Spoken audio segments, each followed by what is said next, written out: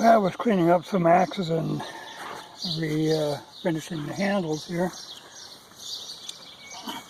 But I had made the mistake, I think it was like yesterday, in my recommended.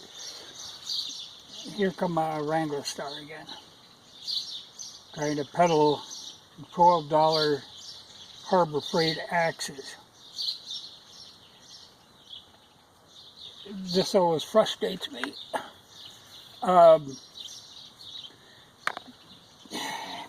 Fine, if you're just going to be pounding tent pegs and that sort of nonsense, yeah. But here's a problem you run into in a lot of them. Well, they're poorly designed in the first place. Like, now these three here are the Husqvarna ones. Now you notice they have this cheek on the back. That's important. Like this is an old Seder Branco one. Same thing, got a cheek on the back. This is a Collins, got that cheek back there. You can get a good fit. Takes a little work, but you can get a much snugger fit.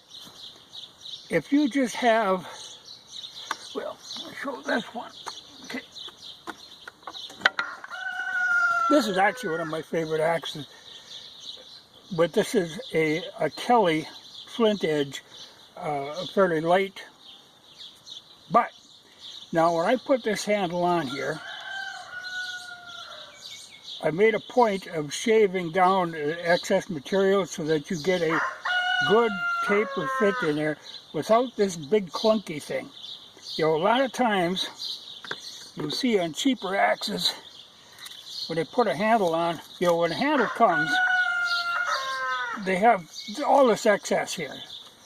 You really want to get rid of that, because all that does, it concentrates all the force right here, and that's where they'll break. Especially if you don't have the cheeks there, if you've got just a square edge like that, you want to taper that back so that the stress is even all the way along, that it isn't concentrated in one spot, because that is where they will break. They'll always break there. But especially if they don't have the cheeks, because then if you give it a twist, that's a lot of strain right there. That's where, if you see that, you know, poof, that's what you're really looking for on any of them. You know, like I say, even the old Collins, they'll have that.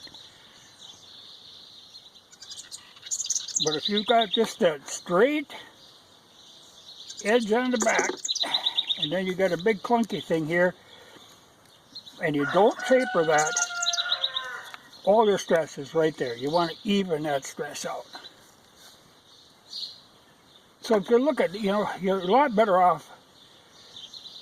You don't have to buy a top-of-the-line axe. You don't have to spend crazy amounts of money.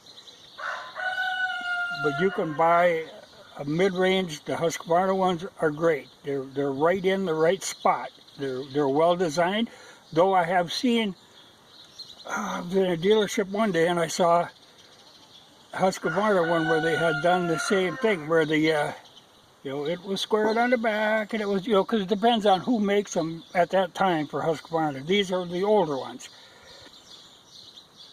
But when you get that big clunk and no cheeks there, it's all a matter of stress right in that. Even on a hammer, you buy a hammer handle and you've got that, you know, where it isn't actually fitting, tight fitting in, you know, isn't. What they ended up doing is they've got it poked up against here, against the big bulge.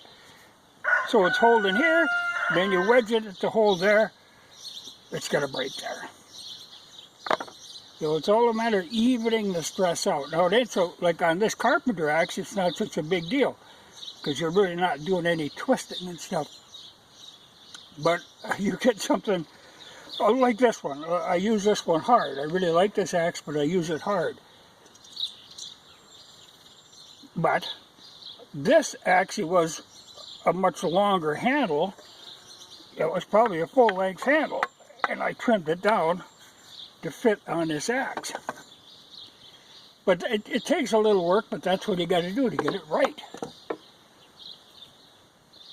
You know, and to buy a $12 axe and play around, or it was a hatchet, sort of, play around and try to make that a functioning tool is really, you'd be a lot better off. Find yourself an old head, find yourself a decent handle, and make the pair work together.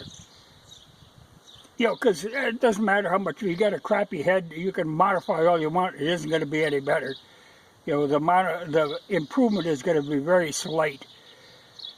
But if you look and you find something where you can see it's got the cheeks on the back, then you know right away somebody knew what they were doing when they were making this head. You got a lot better chance of getting a decent head. Well, and of course he was scraping off the varnish, which, yeah, you know, varnish, or the poly varnish in particular, on a handle is nothing but a pain in the ass. But, so he scrapes that off, then he puts linseed oil on.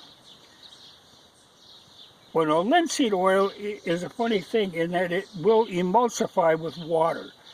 If you get that handle wet, it's going to turn into a soup. You know, it doesn't repel water, it actually mixes with the water. So it's really not the best thing. But of course you say, well, yep, there's nothing better. Yeah, there is. Pine tar. Mixed with turpentine to make it go in, but that's why I use a lot of that. I mix it up by the bucketful.